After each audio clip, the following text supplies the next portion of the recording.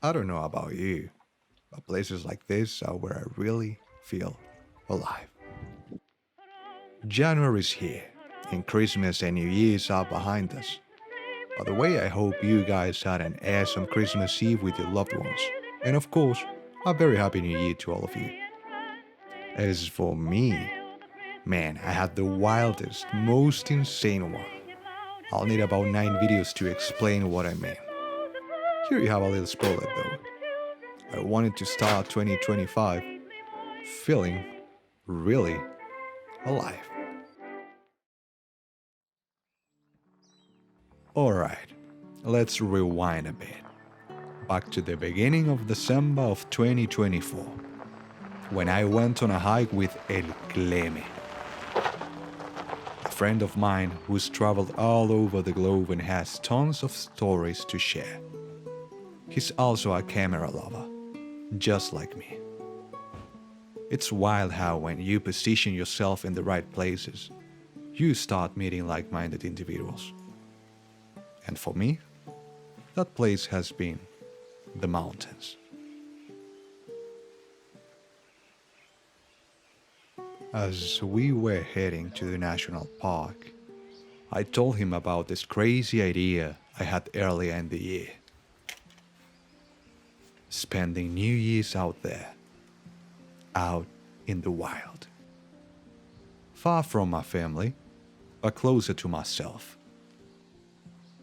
It might sound a little lonely, I know. I mean, those are the times of the year when you really want to be surrounded with your loved ones.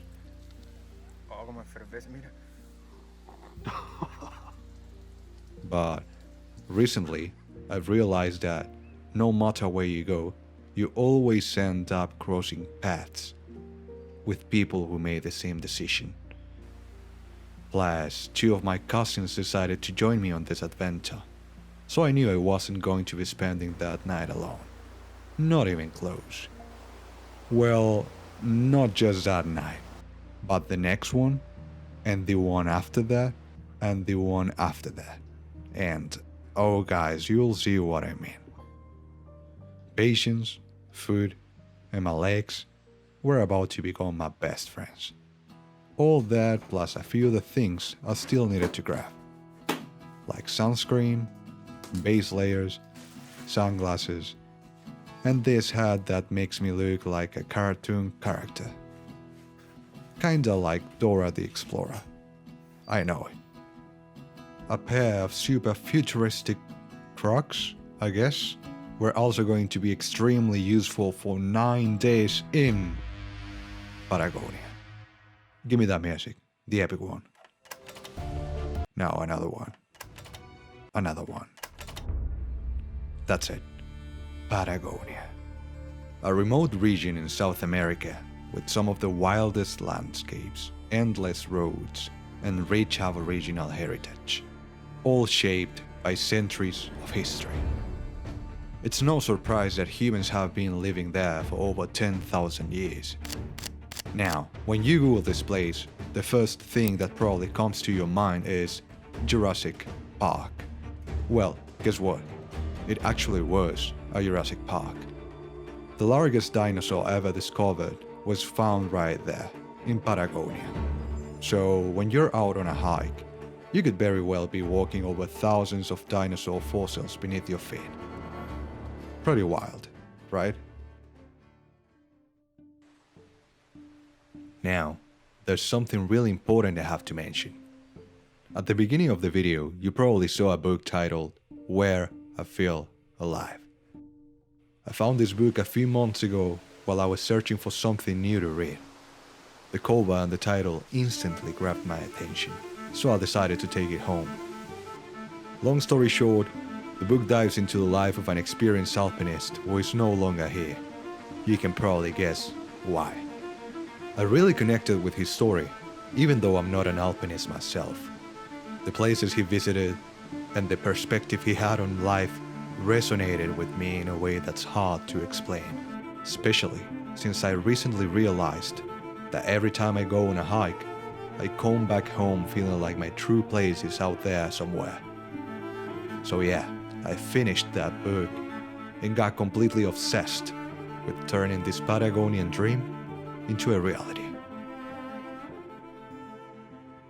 As Cleme and I were hiking, making stops every 3 minutes to record and snap pics, I tried to pay attention to every detail.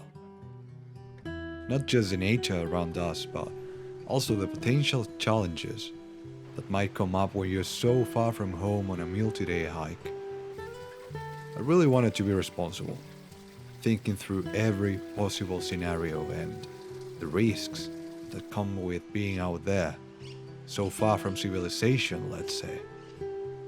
Torres del Paine, the national park where the hike takes place, is about 2 hours by car from Puerto Natales, the closest city.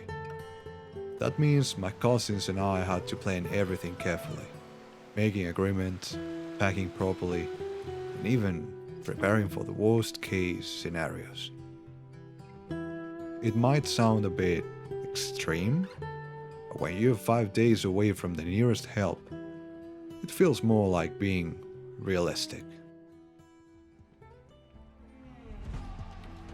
By the end of our hike, I found myself completely lost in thought about the footage I wanted to capture while in Patagonia, the angles I had in mind, the gear I needed to bring, and of course, the most important part, the story I wanted to share with you all through this little thing called a camera.